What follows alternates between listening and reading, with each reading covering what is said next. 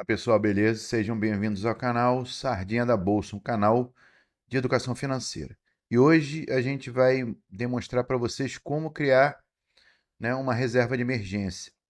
No caso anterior, no vídeo anterior, que vai estar nos cards aí, a gente explicou o motivo pelo qual você precisa ter uma reserva de emergência. Hoje a gente vai dar foco sem enrolação em como criar essa reserva de emergência, tá? E aí a gente vai falar dos principais investimentos relacionados a isso. Então, para você criar uma reserva de emergência, você precisa ter pelo menos três características interessantes nesse investimento. Primeiro é a liquidez diária. O mais importante é a liquidez diária e o baixo risco. Então, você precisa escolher dentre os investimentos possíveis alguns que têm liquidez diária e sejam de baixíssimo risco, tá? A rentabilidade ela é em segundo plano. E o que é liquidez diária? Liquidez diária ou que você retire na mesma hora, quer dizer, você vai propor o resgate e automaticamente esse recurso ele vai para sua conta corrente, já que é uma reserva de emergência, então você vai precisar numa situação de apuros, né? Ou você tem D mais um, porque você ficar no cheque especial um dia que seja, ainda é mais razoável, tá? D0 quer dizer que você pediu o resgate e imediatamente acontece. D mais um é quando você pede o resgate num dia e ele entra na conta no outro dia. Baixo risco, a gente tem o Tesouro Direto, né, que é garantido pelo governo do Brasil, e a gente tem vários outros investimentos que estão com garantia do FGC. Então, esses também são boas ideias. Os principais investimentos que a gente tem com esse objetivo são o Tesouro Selic. Para mim, eu não posso fazer recomendação, mas se eu pudesse, eu praticamente tudo eu coloco em Tesouro Selic, tá? Tesouro Selic, CDBs de liquidez diária, tem muitos CDBs de banco, né, de bancões, e de outros bancos, tá? Que tem liquidez diária e tem alguns fundos de investimento, os trends na XP e na Rico. Existem vários fundos de investimento que eles têm liquidez diária também e eles pagam CDI. Então, quer dizer, diferente é uma outra modalidade de investimento, mas que ela reproduz a Selic ou o CDI. Então, é uma boa opção. Lembrando que esses fundos de investimento eles têm que ser garantidos pelo FGC. Lá na corretora ele vai aparecer, tá? Se ele é garantido ou não, porque os CDBs, em sua grande maioria, são, tá? Protegidos pelo FGC. E tem que ter liquidez diária, né? Ou D mais um. A outra opção são as contas remuneradas, né?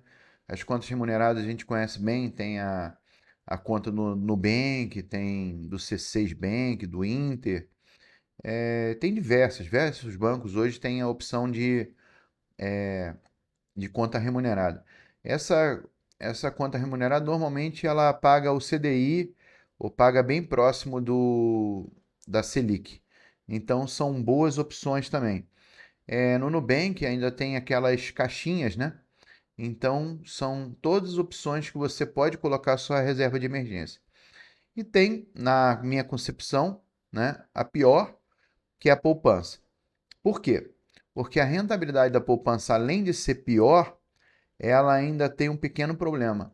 A rentabilidade da poupança ela só ocorre depois de 30 dias. Então você colocou no dia um, né, um desse mês, você só vai receber a rentabilidade no dia primeiro do mês que vem. Se você tirar no dia 30, né, do mês anterior, não interessa, ela não vai te dar retorno. É como se você não tivesse colocado dinheiro lá. Então, na verdade, você tem D0 para retirar o recurso, mas você tem pelo menos 30 dias para você conseguir o rendimento. Então, não é uma boa opção. Para quem seria uma opção interessante? Para quem ainda é muito conservador, está entrando agora no mercado de ações, está entrando agora como investidor entendeu? Então, a segurança emocional é o principal motivo da reserva de emergência. Então, nesse caso, a gente pode começar nesse primeiro ano e nessa reserva de emergência com a poupança. Mas só para aquele pessoal assim, bem conservador e que tem bastante medo de risco, né? Eu vou dar uns exemplos aqui para vocês, tá? Eu peguei isso pronto do C6 Bank, né? E aqui a gente tem uma simulação para uma Selic de 10,95. No caso, a gente está em 10,75, mas a ideia é só mostrar para vocês a rentabilidade, como é que fica, né? Eu queria mostrar para vocês também como a poupança ela é bem pior do que a Selic, tá vendo? E a Selic também tem a mesma garantia da poupança. E o CDB, né, desses bancões, eles também têm garantia do FGC. Então, quer dizer, tem tanta garantia, ou quase tanta garantia, quanto a poupança do Tesouro Selic. Então, por exemplo, eu peguei o melhor que a gente achou aqui, foi 104 do CDI, mas é para valor relativamente alto. Mas vamos usar esses exemplos aqui. Então, você vê a poupança, ela, a rentabilidade bruta dela seria de 8,24, o Selic 11 e o CDB 11,28. E aí o que acontece? Tirando as taxas, ó, você vai ver que a poupança ela não paga imposto de renda, estaria em 8,24. O Tesouro Selic estaria em 8,86 e o CDB em 9,31. Então, se você descontar a inflação do período, tá? A inflação agora, né, de abril de 2024, né? Agora, o IPCA que a gente está calculando agora, você teria essa rentabilidade: 3,99 na poupança, 4,58 no Tesouro Selic e 5,01 no CDB. Aqui são os valores que você conseguiria. Então, o que eu quero mostrar para vocês é o seguinte: até hoje, sempre a melhor opção ela vai ser o Tesouro Selic na minha concepção, tá? Mas tem vários CDIs bem interessantes aí, tá? É, aqui a gente colocou para um investimento em um ano, aí a alíquota do imposto de renda é 17,5%, tá? Então, para vocês verem, o que acontece é o seguinte: nesse caso aqui, você está vendo que você não está investindo no mercado de ações, né? Você não está na renda variável, mas ao mesmo tempo você está conseguindo uma rentabilidade bem alta, tá? De quase 1% ao mês.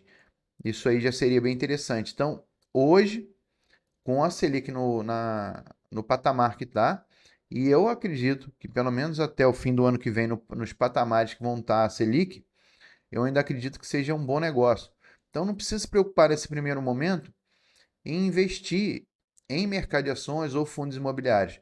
Vamos fazer primeiro a reserva de emergência para te dar tranquilidade emocional. Porque o pior problema que a pessoa pode ter no mercado de ações é o nervosismo, tá?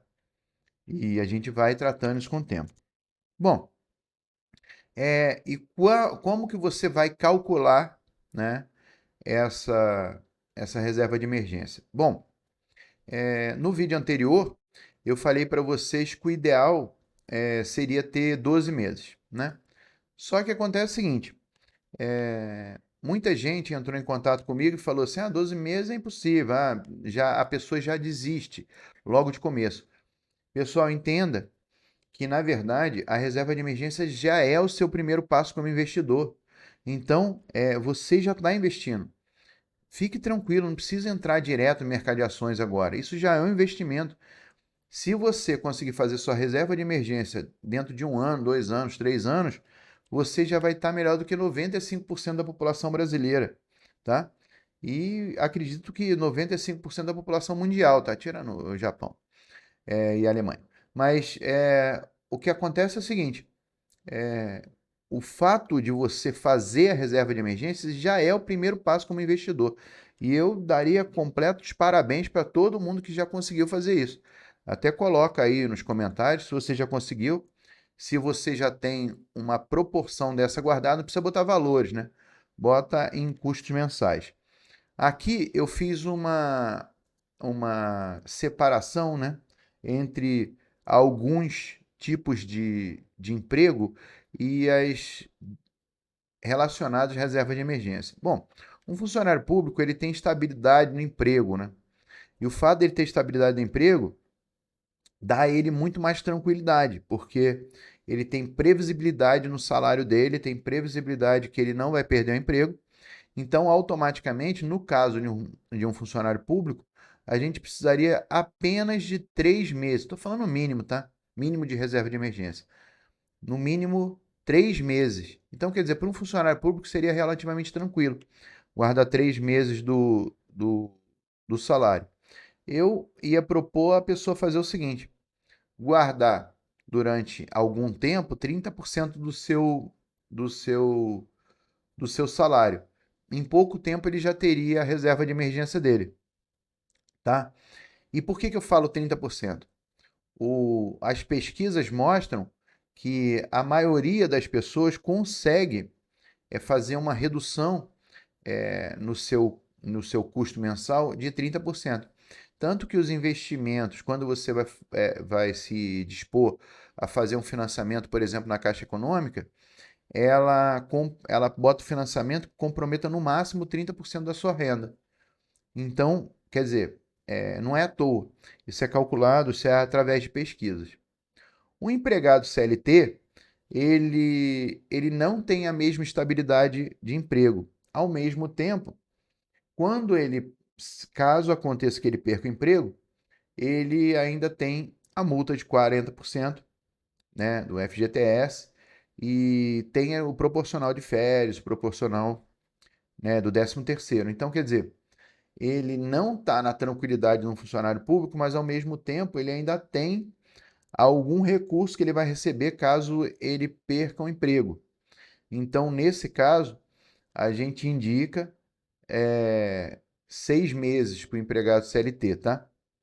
E aí, se você tiver empregado há muitos anos, você pode até dar uma reduzida para 5 meses e tal. Mas o interessante para te dar tranquilidade seria 6 meses. Então, para você fazer sua reserva de emergência, você demoraria um pouco mais, o dobro de tempo que um funcionário público. Quer dizer, isso depende da sua capacidade de guardar recursos. Porque se você tiver uma grande capacidade de guardar recursos, você consegue isso até mais rápido, né? E aí a gente tem as pessoas mais frágeis, né? Nesse caso econômico, né? Que seria o empresário e o autônomo.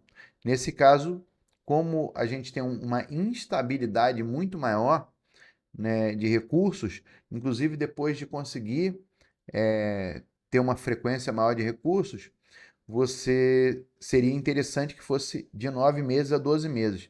Eu botei 12 meses que eu acho mais garantido. Lembrando o seguinte, apesar de ser um número maior de meses, é, esse tipo de funcionário, esse tipo de empregado, ele tem, ou empregador, ele tem uma capacidade de coletar recursos muito maior. Então, por exemplo, numa época do ano, às vezes o empresário, ele ganha muito mais. O autônomo, sei lá, ele, ele faz pintura, ou ele constrói piscina, ou faz construção, ou o que seja, tem um período do ano que ele ganha muito mais. Então, talvez seja mais fácil para ele conseguir recolher esse recurso do que os outros que a gente trabalhou anteriormente, mas ele precisa de uma quantidade maior. O empresário que é consciente, ele já tem essa noção, né? Ele já pensa na empresa dele nos ganhos e nos gastos anuais, e não fica tão preocupado nos meses, porque tem meses que ele tem muito lucro e tem meses que ele tem algum prejuízo. Então, ele já está mais acostumado a fazer esse cálculo, né? E aí eu vou dar alguns exemplos aqui, né? Eu peguei isso aqui na Expert do XP, né? Da XP. E aí a gente tem aqui dois exemplos, né? Eu gosto de trabalhar com esse público com uma renda menor, né? Porque as pessoas elas acreditam que são incapazes, né, com uma renda menor, de conseguir fazer a reserva de emergência. E eu garanto a vocês que não, porque eu sempre fiz isso desde quando eu ganhava um salário mínimo, tá? Então, aqui no caso, a gente tem esse Pedro, né, com uma renda mensal de 3 mil. Então, ele gasta nas contas residenciais. O que são contas residenciais? É internet, luz, telefone, sei lá, coisas da casa, né? É, TV a cabo, entre outras coisas, ele gasta R$ 900, né? Inclusive com algum tipo de manutenção e tal. Ele gasta com alimentação, né? Normalmente as empresas elas dão alimentação, mas ele gasta com alimentação extra 390 e com transporte R$ 210. E com saúde ele paga lá um plano com participação de R$ 90. Então o que acontece? No total, ele tem as despesas essenciais são só esses valores aqui, tá? Desses valores aqui, são esses valores as reservas, as despesas essenciais. Tá vendo que aqui não tem lazer, aqui não tem contas extras, essas coisas. Então, quer dizer, é o que ele precisa, o mínimo que ele precisa para viver. Então, ele teria que gastar mensalmente 1.590 para 6 meses, né? Aqui a gente está trabalhando com 6 meses, que é o padrão, né? O médio é 6 meses. Para 6 meses ele teria que guardar em próximos de R$ 10.000, tá? Lembrando a vocês que esses R$ 10.000 estariam investidos. Então, nesse universo aqui, tá vendo? Na, na teoria, em pouco tempo, talvez 1 ano, 2 anos, ele conseguiria guardar esse dinheiro, né? Essa reserva de emergência. Talvez, você vê que ele vai estar gastando, vai estar guardando, ele vai estar com uma sobra aqui de R$ 1.500, né? Gasta 1.590 e vai sobrar em média aí R$ 1.400. Se ele guardar 1.000 por mês, ele praticamente, num ano, ele já faz a reserva de emergência dele, tá? R$ 1.000 por quê? R$ 1.000 é 30% dos 3 mil, tá? Que a gente já conversou que é possível. Aí, ó, a gente tem também a Ana. A Ana já ganha mais, tá vendo? Ela já ganha bem mais. Se ela ganha mais, ela tem uma residência, normalmente tem uma residência maior, tem maiores custos e tal. Já está mais acostumado a gastar bastante dinheiro. Aqui a gente já botou aí, ó, 3 mil de contas residenciais, 1.300 de alimentação, aí já entra uns iFood da vida, uns restaurantes, né? Transporte já deve ir de carro, né? E Uber e tal, já gasta mais. Saúde, já tem um plano de saúde. E lazer, ele botou aí um biriguizinho de lazer, né? Para não falar que uma pessoa com 10 mil não vai ter nada de lazer, né? Tá? Então, olha só, a gente já transformou as despesas essenciais. Quanto maior a sua renda, maior você tem custos essenciais, né?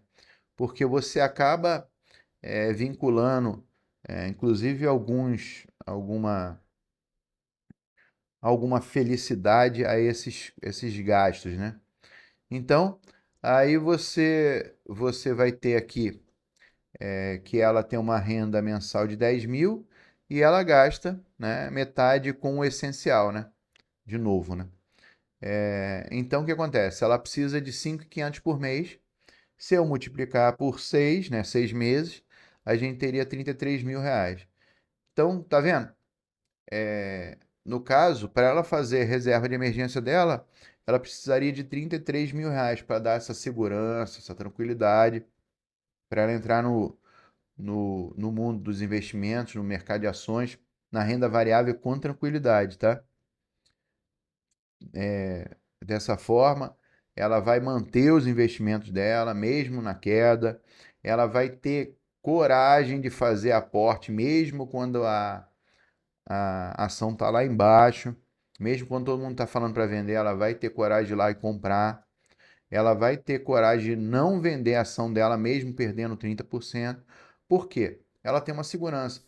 Caso aconteça alguma coisa, caso quebre um carro, caso não sei o quê, quando acontece qualquer coisa, ela tem um dinheiro lá que ela vai poder contar com ele e não vai precisar mexer no mercado financeiro, não vai precisar mexer nos investimentos de risco que ela tem. tá? Ou trazer dinheiro da bolsa no exterior, entre outras coisas, tá? Então essa é a ideia. A ideia é que você mantenha uma reserva de emergência. E lembre-se, controle o emocional de vocês. A reserva de emergência já é um investimento. Reserva de emergência é uma coisa que vocês já estarão na frente de 95% da população. Para vocês terem uma noção, 92% da população está devendo. Se você conseguir ter a sua reserva de emergência, você já está lá na frente. Depois da reserva de emergência, a gente vai para dentro investindo em, em bolsa de valores. Aí sim, vocês vão com tranquilidade passar por todos os problemas que a gente passa, tá? Não adianta nada você entrar aqui no canal e eu já falei, investe em Vale, investe nisso, investe naquilo, investe em petróleo, investe. E aí acontece o seguinte, na primeira crise você perde todo o seu dinheiro. E aí você desiste. A, a, a, a Bolsa de Valores, os fundos imobiliários, eles não são cassino. Não é clube de aposta, não é clube do tigrinho, né? Sei lá, não sei o que, do tijolo do tigrinho, tá? Na verdade, é um lugar que você usa o raciocínio, você usa sua emoção, você usa o seu autocontrole, né? Com o objetivo de ter um resultado futuro bem interessante. E funciona, galera. Todo mundo que consegue entrar, consegue essa estabilidade, consegue esse controle, consegue fazer o investimento. Quando você conseguir guardar o dinheiro suficiente para fazer a sua reserva de emergência, quando você fechar ela, né? Quando você conseguir terminar a sua reserva de emergência, você vai continuar fazendo, vai guardar essa parte do seu salário. Aí, essa parte do seu salário, em vez de ir para a reserva de emergência, ela vai para a reserva de oportunidade, dependendo da época do ano, né? Dependendo do como tiver as condições econômicas do país e do planeta. E se tiver tudo tranquilo, a gente já vai cair para dentro dos investimentos. Então, pessoal, um grande abraço. Fale para mim aí se você já tem reserva de emergência, se você já conseguiu guardar algum dinheiro, se você já investiu ou já investe, né? E coloque também dúvidas e sugestões. Um grande abraço e até mais.